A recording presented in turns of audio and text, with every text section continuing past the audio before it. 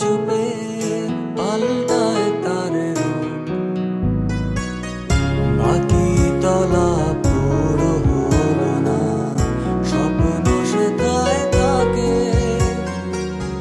সুখ দুঃখের মনগুলোকে আদর ঢেকে রাখে, দুঃখ তলায় সুখ থাকে না, কেবল আগুন জ্বলা, স্বপ্নগুলো জমে জমে সাড়ে তিন তলা, সাড়ে তিন তলা।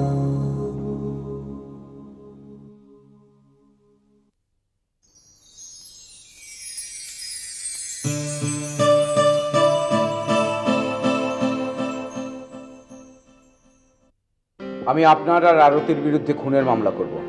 করতেই পারে, কিন্তু কোনো লাভ নেই। আসল খুনি আমরা দুজনের কেউ নেই। আচ্ছা কি হয়েছে আমি কিছুই বুঝতে পারছি না। আমি তোকে বলছি অনন্যা, জেবা, বাবাকে খুন করেছে মিজান। পাগলের মতো কি সব বলছো, আমি তো কিছু বুঝতে পারছি না। আমি অনেক ভেবেচিন্তে কথাটা বলতেছি। কি জানো, বলো কে? কাকি না, মিজান। প্লিজ বাবা তুমি ওনাকে কিচ্ছু বলবে না, যে বাপুর জন্য কিচ্ছু বলবে না, প্লিজ বাবা, এটা আমার একটা অনুরোধ। এমন কেন হলো? তোমার পাপের ফল, তুমি আমার মেয়েটাকে মেরে ফেলেছো। খুব খারাপ একটা খবর আছে। কি খারাপ খবর? তুই সহজ করে বলতো। অনন্যার খুব একটা খারাপ অসুখ করেছে, যেটা আমরা কেউই জানি না। কি ভালো চান আপনি? আর মিজান আপনাকে খুন করতে চায়। কি?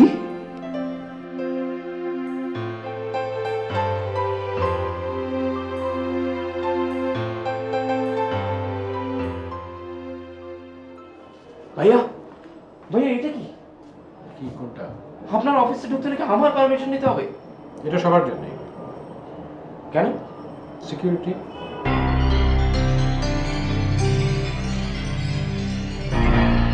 ভাইয়া মনে হচ্ছে আজকাল আমাকেও সন্দেহ করছিল। আমার কাজের কত দূর? কোনটা? কোনটা মানে?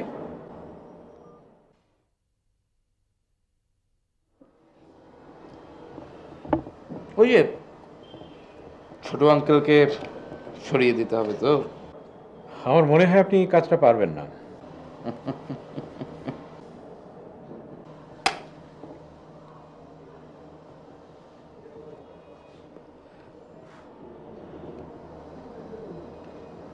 আপনি এখন আমাকে চিনতে পারেননি ভাইয়া, আমি পারি না এমন কোনো কাজ নেই।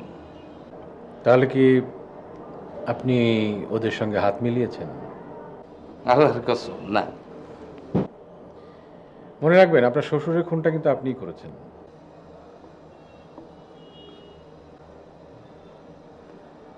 খুনটা আমি করিনি,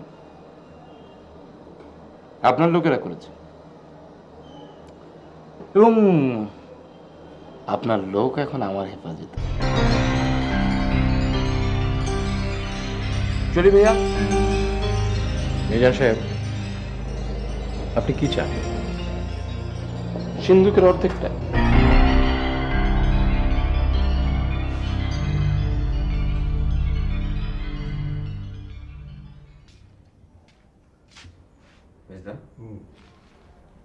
আয়।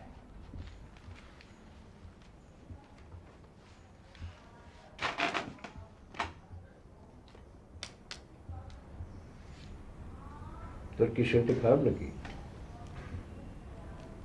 না মিস্টার। এমন লাগছে কেন? আমি খুব ক্লান্ত হয়ে পড়েছি। আমার চারপাশটা কেমন যেন বদলে যাচ্ছে, আমি নিজেকে আর খাপ খাওয়াতে পারছি না। তোর তো এমনটা হওয়ার কথা না। খারাপ খাওয়াতে পারছি না তো আমি। দেখিস না কেমন একটু একটু করে সরে যাচ্ছি। আমি তো সরেও যেতে পারছি না। তোর তো সে উপায় নেই ফজলু। পুরোটা ফ্যামিলি তোর মুখের দিকে তাকিয়ে আছে। কেন? তোর কাঁধ বড়, তুই নিতে পারিস। আমি আর পারছি না মেজদা। আমাকে একটা উপায় বলে দাও। আমি কি বলবো রে, আমি নিজেই তো জানি না আমার কি করা উচিত। তাছাড়া আমি বললেই কি তুই মানবি? আমি ক্লান্ত, সত্যি খুব ক্লান্ত। বলু, তোকে অনেক দিন আগে একবার বলেছিলাম রেসে নামিস না, ছিটকে পড়বি। আমার মেয়েটা যদি বেঁচে যায় তাহলেই রেসে আমি জিতে যাব, আর কিছু লাগবে না। অনন্যা, কি হয়েছে অনন্যা?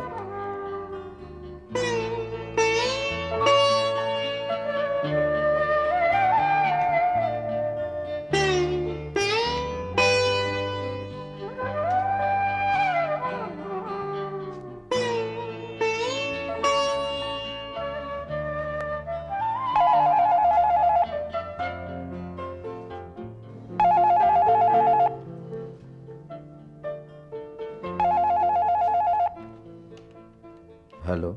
সরি, আবার অসময়ে বিরক্ত করলাম। আচ্ছা, আপনার কি সারাদিন আর কোনো কাজ নেই? আপনি হয়তো ভুলে গেছেন যে আমি যেই ফ্যামিলির ছেলে তাদের কাজ করে খেতে হয় না। অদ্ভুত অদ্ভুত। হ্যাঁ হ্যাঁ, কিছুটা। যেহেতু কাজ নেই তাই আমাদের অনেক কাজ করতে হয়। আমার সাথে আপনার সমস্ত হিসাব চোখে পুকে গেছে তো, আর কি? আপনাকে যে কালকে মিজানের কথা বলেছিলাম, ওটা আমি দেখব, ওটা নিয়ে আপনাকে ভাবতে হবে না। আসলে আপনার হাতে তো সময় খুব কম। এর মধ্যে অনন্য অসুস্থ, আর আপনার কিছু হলে খেয়া বাচ্চাদের নিয়ে গিয়ে কোথায় দাঁড়াবে? মিজান আমার কিছুই করতে পারবে না। আপনি এখনো ওকে চেনেননি। মিজান সব প্রিপারেশন নিয়েই আছে। আচ্ছা, আপনি এত কিছু জানেন কি করে? খবর রাখতে হয়, তাছাড়া মিজান আমারও একটা ক্ষতি করেছে। আপনার? হ্যাঁ, মিজান সিন্দুক নিয়ে পালিয়েছে। কি?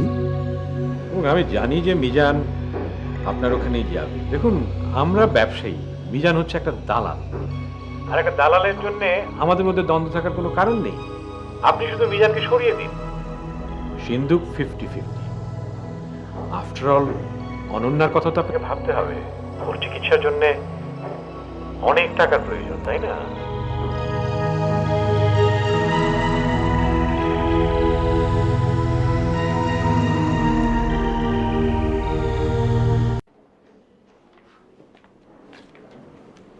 তুমি নাকি আমাদের নিয়ে গ্রামে চলে যাচ্ছ? হ্যাঁ হ্যাঁ, কে বললো তোমাকে? বড় ভাবির কাছে বলেছো, অথচ আমরা কিছুই জানি না। কে ওখানে?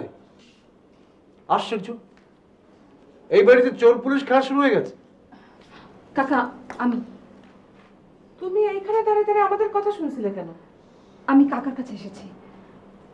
এখন না, একটু পরে এসে যাও। না, তুমি বসো। আচ্ছা, শুনে না কি বলতে চাও, বসো। হ্যাঁ বলুন। কাকা, আপনি একমাত্র পারেন আমাকে সাহায্য করতে। মানে? কাকা, সবাই মিলে আমাকে বড় কাকার খুনের সাথে জড়িয়ে ফেলছে। আমি দেশে ফিরে যেতে চাই, কিন্তু আমি এদের সাথে পেরে উঠছি না।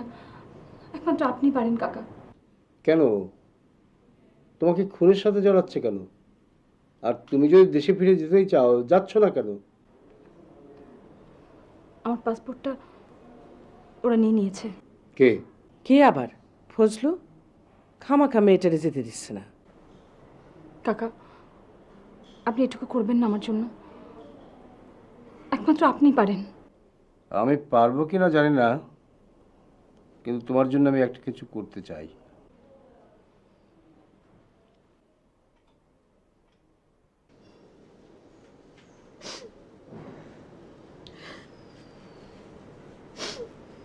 তুমি তুমি সব বিশ্বাস করেছো?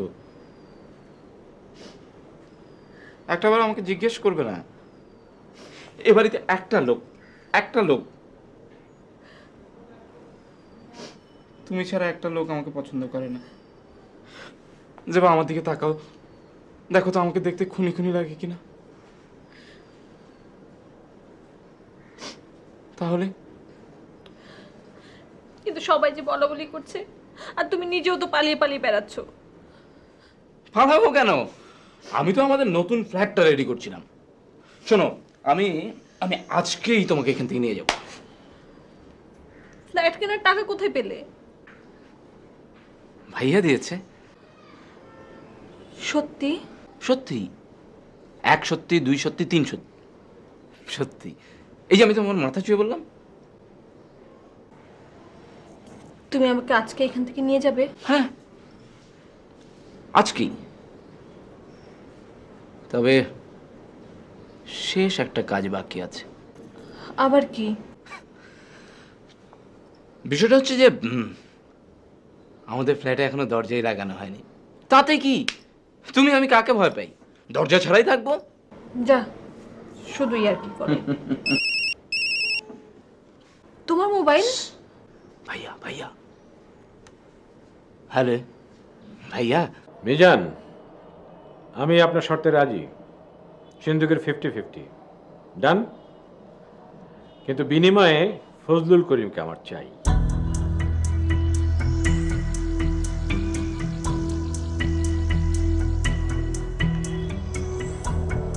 ফজলুল করিম আর মিজান,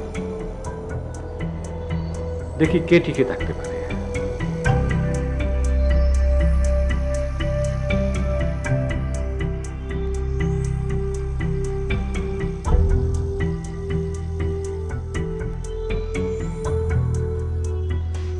হলো,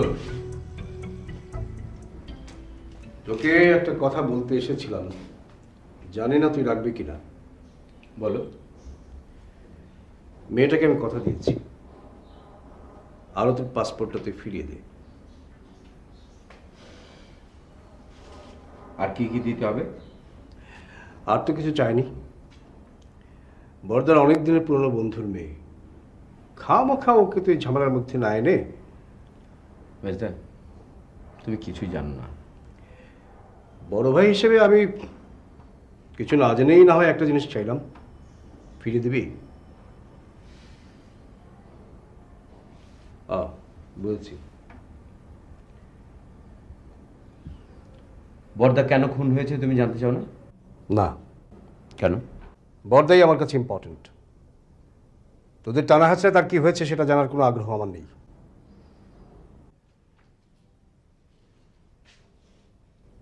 বলু, আমার কথা যে তুই পাসপোর্ট ফিরিয়ে দিবি না সেটা আমি জানতাম, তবু চেষ্টা করলাম। আমার চেষ্টায় অবশ্য কখনো কিছু হয়নি। আজকের এই পরিণতির জন্যে আমি বড়দা এবং তোকে সবাইকে বোঝাবার চেষ্টা করেছি, তখন কিছু হয়নি।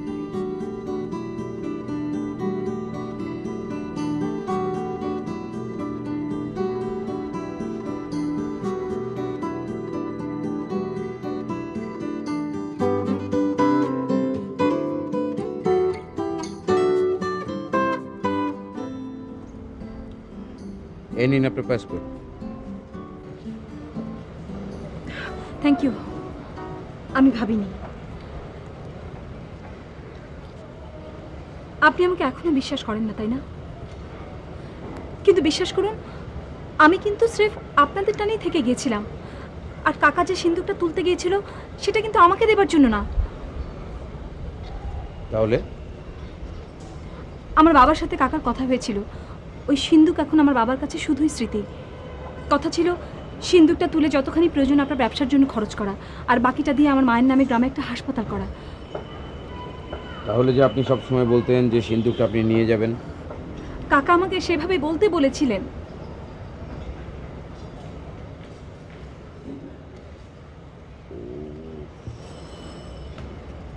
আমি হয়তো আজকেই চলে যাব, জানি না আর আপনার সাথে কথা বলার সুযোগ হবে কিনা। তবু আমি আপনাকে কিছু কথা বলতে চাই।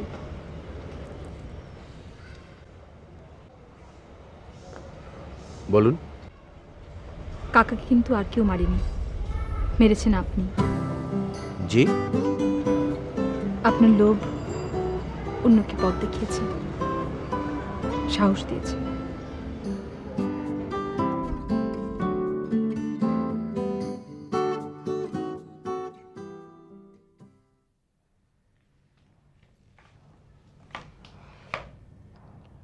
ফজলু বলল যে পাসপোর্ট ফেরত দিবে না। আচ্ছা, তোমার একটা কথা রাখলে ওর কি এমন ক্ষতি হয়ে যেত?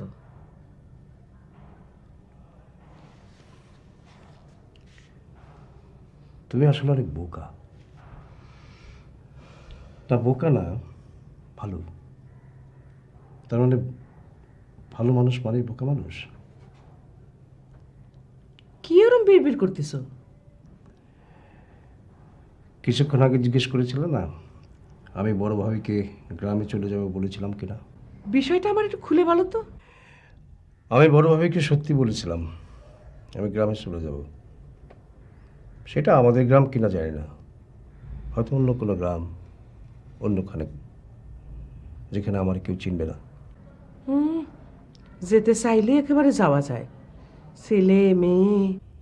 সিয়াম এখন বড় হয়েছে, ভালো কাজ করছে, ওই দেখে রাখবে সব। আর আমি বুঝি। তুমি চাইলে আমার সঙ্গে যেতে পারো, যদি তুমি চাও।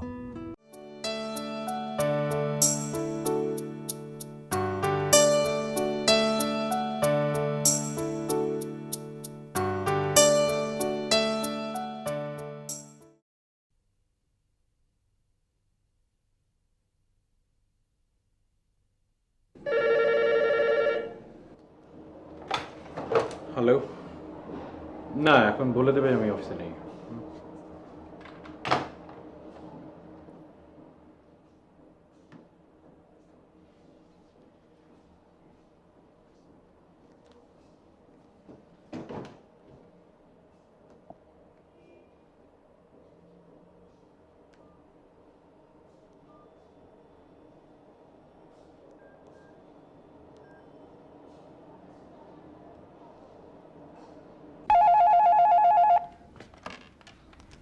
হ্যালো। ডিসিশন নেওয়া হলো? হ্যাঁ, কিন্তু আমি আপনাকে সিন্ধুকে 50% দিতে যাব কেন?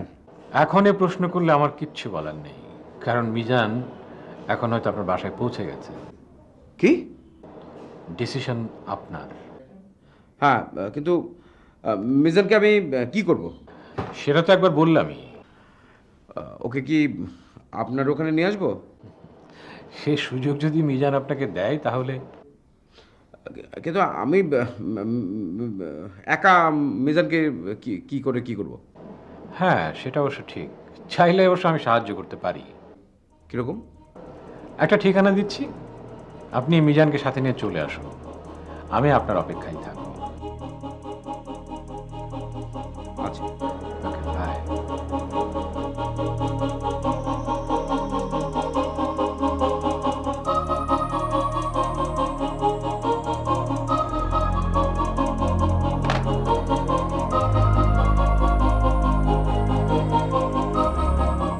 শোনো, নতুন ফ্ল্যাটে উঠেই সবাইকে দাওয়াত করে কিন্তু খাওয়াতে হবে। সবাইকে? হ্যাঁ। আর আচ্ছা, ঠিক আছে। আর শোনো, আজকে রাতেই আমরা দুজনে মিলে ঠিক করে ফেলবো কোন ঘরে কি থাকবে। তো সেটা রাতে কেন? এক্ষুনি যাও, একটা কাগজ আর কলম নিয়ে আসো। আচ্ছা, ঠিক আছে।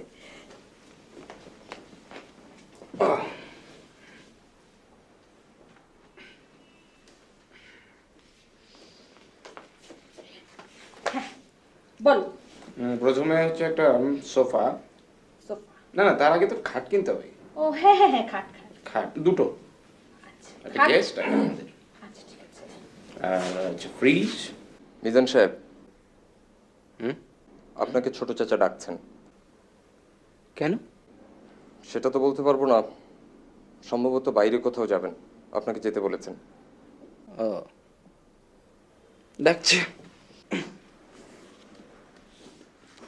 তামিম, দেখ তো একটা নতুন সংসারের জন্য আর কি কি লাগবে। জেবু, তুই ভালো আছিস?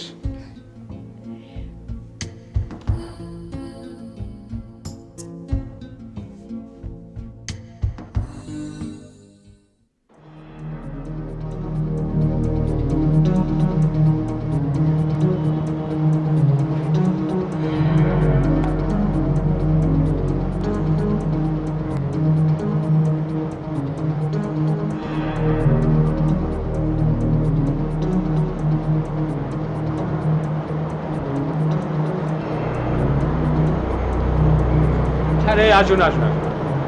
আপনার জন্য অপেক্ষা করছি। চিনতে ভুল করিনি নিশ্চয়ই?